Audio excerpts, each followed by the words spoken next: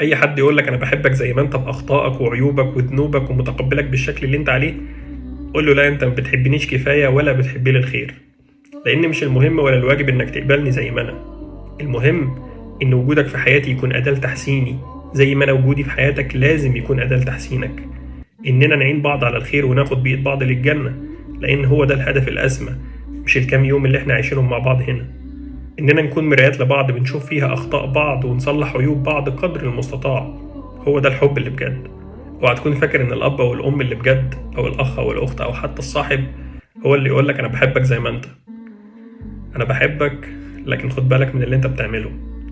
أنا بحبك لكن أنت بتأذي نفسك، وأنا مش هقبل إنك تأذي حد أنا بحبه. لو الشخص اللي معاك أيا كانت علاقتك بيه ما زرعش فيك حب وأمل وشغف وعلمك فعلا معنى الحب في الله، وجوده زي عدمه. لأن في فرق كبير جدا بين أنا بحبك لكني ما بحبش الغلط، أنا رافض الغلط لكني مش رافضك أنت. وده من غير أي مثالية، لأن المعيار الأساسي في الحب هو مرضاة ربنا سبحانه وتعالى. فلو الهدف ده ما اتحققش، عمر الحب ده ما بيكون صادق. شوف مثلا سيدنا موسى عليه السلام لما طلب من ربنا سبحانه وتعالى طلب إيه؟ سيدنا موسى قال: واجعل لي وزيرا من أهلي هارون أخي أشدد به أزري وأشركه في أمري. يعني سيدنا موسى كان عايز حد يعينه على الخير. سيدنا إبراهيم لما كان بيكلم أبوه قال: يا أبت إني أخاف أن يمسك عذاب من الرحمن فتكون للشيطان وليا. يعني كان خايف على اللي بيحبه.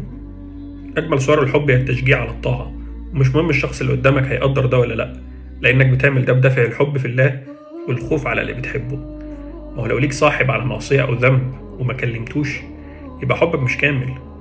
ما هو يعني أنت خايف تجرح مشاعره ولا خايف عليه من النار والعياذ بالله. وأخيرا سيدنا عمر بن عبد العزيز رحمه الله كان بيقول لواحد من أصحابه: إذا رأيتني قد ملت عن الحق فضع يدك في تلبابي ثم هزني وقل لي يا عمر ماذا تصنع. صباح الخير.